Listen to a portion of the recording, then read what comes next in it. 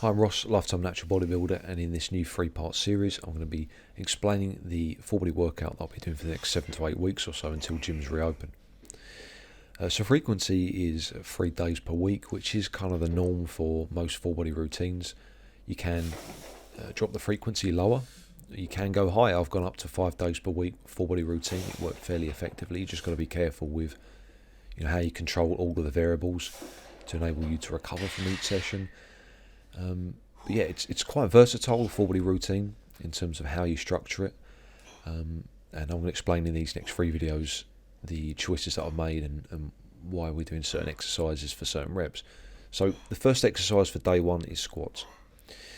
I do fairly thorough warm-up, as I mentioned in some of my prior videos, about 20 minutes. And even if this takes all my energy away and kind of negates some of the strength that I'll be able to produce on the squat, it's still worthwhile for me because I feel more comfortable.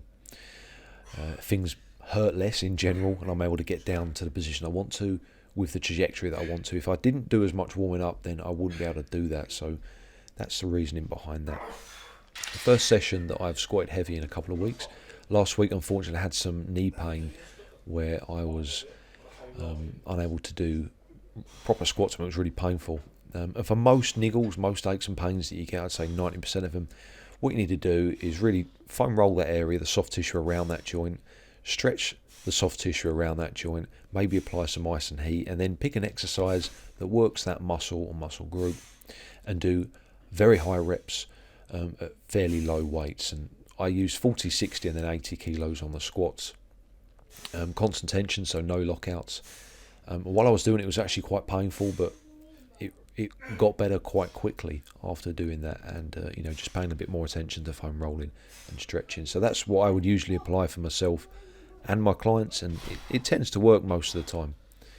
So the second exercise, bench press, stuck to 90 kilos, just really concentrating on trying to keep it very, very smooth. With bench press, it's an exercise that if I push too hard, I start to feel pain in the shoulder, so I have to be very cautious. And really, predominantly over the last few years, I've utilised dumbbells, and since last year it's been mostly barbell because of gym closures, training in other people's houses, whatnot. So yeah, 90k for 15 on my own with 3 spotted, and to be honest, I probably could have squeezed more out. Felt quite good on that, making the reps as difficult and as slow as I can without going too slow on the negative. I don't like to overly slow it, just enough that I feel like I have complete control over that weight, and I'm not putting that shoulder under any more stress than it needs to during the movement. Next exercise, dumbbell pullovers. So we would alternate week to week between dumbbell pullovers and a straight bar pullover with a cable stack. Very high reps on that, kind of limited with the amount of weight I use, so we'll predominantly use that as a very high rep back exercise. Felt good. Pointers on that really just to keep the hips down as low as possible, and just try and stretch the lats out as much as you can. Focus on the breathing in tune with the rep cadence.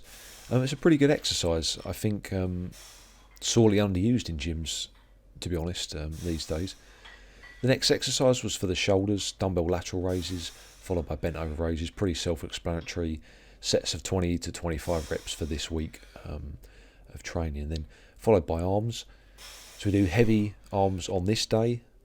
So one heavy set after the warm-ups for overhead extensions, and that was really heavy on that weight, about 23 kilos. And then the curls straight after. So that's a superset. And then I did another set, a little bit lighter, just to finish it off, kind of 10 to 15 reps on both exercises. So that's day 1 of the full body routine. The main focus of this particular session is the squats and bench press. That's where I'm going to be spending the most energy and the most time. With the heavy compounds, there's a fair amount of time in between sets, changing the weights, warming up. It can become quite a lengthy ordeal if you do a day that's all heavy.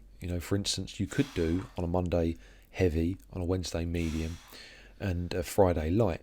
That's good. I've done that before and it works fairly well. But the problem is the Monday session becomes very lengthy indeed. And if you haven't got that amount of time, then you will need to think about different ways of scheduling the work. So my approach is 2 exercises predominantly being at the start of the workout each day, and I'll vary between the muscle groups chosen for those exercises each day. So for this workout, it's legs and chest, and for the next workout would maybe be shoulders and back, and so on and so on. So all of the muscles get a chance to be, at the start of the workout, where I'm going to be focusing most on lifting fairly heavy weights, progressive overload, etc. The main reason is because we're limited to 2 hours per session in the gym at the moment, but also because it's just really difficult to perform a lot of compounds in a row. There's always going to be a compound that's going to suffer. You've got a lot less energy, you've got a lot less strength, you're mentally not as motivated and as focused, performing well on those last few compounds. Like, for instance, if you're going to go in and do squats and then bench, but then also bent row or overhead press, those last two are probably going to suffer a little bit. So I think it'd be better off just to kind of rotate the order of the exercises, spread them out across the week. You'd probably be better off for that. So that's the first session. Hope you enjoyed the video, guys. If you did, then please give it a thumbs up. Subscribe to see more true natural bodybuilding videos. And don't forget as well to click on that little notification icon, the bell icon, to be made aware of any videos I upload automatically. Thanks for watching. Stay strong.